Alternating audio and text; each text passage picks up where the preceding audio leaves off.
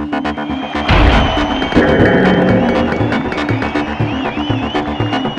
Tamara Holder, and this is Sports Court. So do you want to watch a Broncos game at a bar outside of Colorado? Well, you'll have to find a watering hole willing to pay more than $2,000 for DirecTV's NFL Sunday ticket. And hotels in Vegas, they have to pay $120,000 a year to play NFL games. So now the Mucky Duck, a San Francisco pub, has filed suit against the NFL and DirecTV, alleging this is a conspiracy. So is this just capitalism at its finest? Or is the NFL getting greedy at the expense of small businesses? And, of course, the fans. Former prosecutor and legal analyst Tom Kenniff joins me now to weigh in. Welcome. Hey, Tamara. Thanks for having me. Thanks for being here. Right. So what do you think about this? Is the NFL and DirecTV putting fans and small businesses out of business? Probably. I mean, look, as a fan, one of millions of disenfranchised fans of professional sports who've been price gouged, who've showed up at stadiums and paid $11 for a beer and $15 for a hot dog, I'm all for the Mucky Duck, and I'm all for this lawsuit. Looking at it from a legal standpoint, however, you know, DirecTV has some defenses here. I mean, look, these are What are their defenses? Well, these are copyrighted broadcasts, right?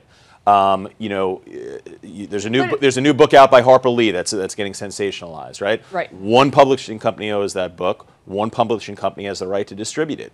DirecTV bid on this contract with the NFL. I'm sure there's been other media outlets. They were awarded it, and they have a right to charge other people for reproducing or retransmitting their broadcasts. So you bring up an interesting point, though, that fans have no longer been able to afford going to games. Absolutely not. And then they have the option to go home and watch DirecTV NFL Sunday Ticket.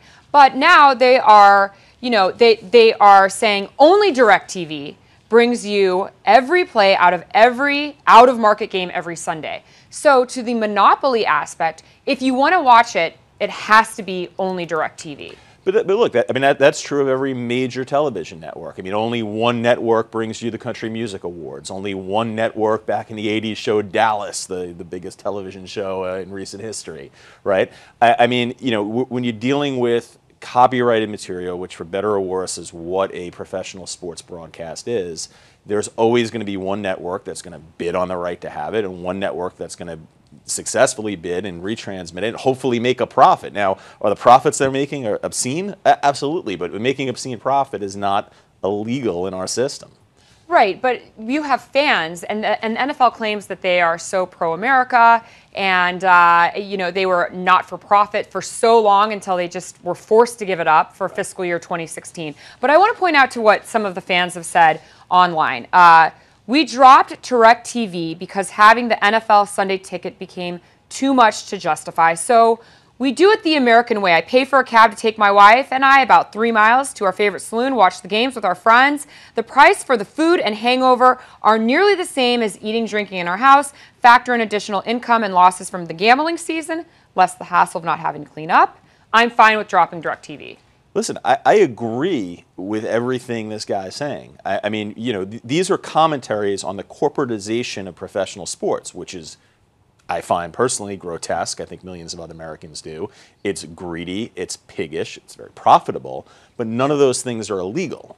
You know, I mean, we can argue all day about everything that's wrong with professional sports and how everybody, even resembling an average fan, has been all but locked out of the experience, and what they pay the players, and all sorts of dysfunctionality.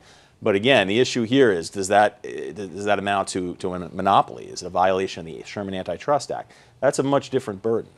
And the fact is that there have been these antitrust suits filed for years and years and years against the NFL. When they merged in 1966 with the AFL, they got the exemption that that wasn't a monopoly. So it seems that people continue to try to break up the NFL and their behaviors, and they're just not successful. Yeah, they're not successful. I mean, look, professional sports in and of themselves are monopolistic. You know, there's only one National Hockey League. There's only one major professional baseball league, NBL, right? MLB. Yes. Got it, MLB, got it. You know, there's only one NBA, right? I mean, there may be other pirate leagues out there, but we all know no one's going to go watch some low-level minor league baseball game when they have tickets to go see the Yankees. So, you know, it's a system that in and of itself seems exclusive. Exclusive, right. Anti-capitalistic. But you know, the standards for trying to break it, you can't break up the leagues, or that would be certainly very difficult to do. And you can't say that their product, when it's successful, that they can't contract it to one media outlet. Right. The NFL was $10 billion this year. They project $25 billion in the next 10 years. But you know what? I mean, if eventually, if the fans can vote with their feet, right? Like the individual you or their credit card, right? and not get DirecTV. He's not getting the DirecTV anymore, right? You know, eventually, if they price bars like the Mucky Duck out, so that in order to turn a profit, the Mucky Duck has to also charge $14 for a beer, like you charge it, like you pay at the stadium.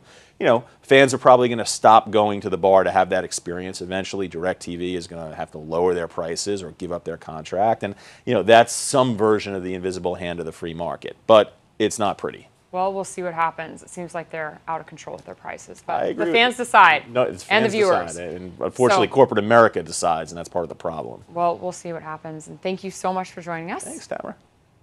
Thank you all for watching. Sports Court is adjourned.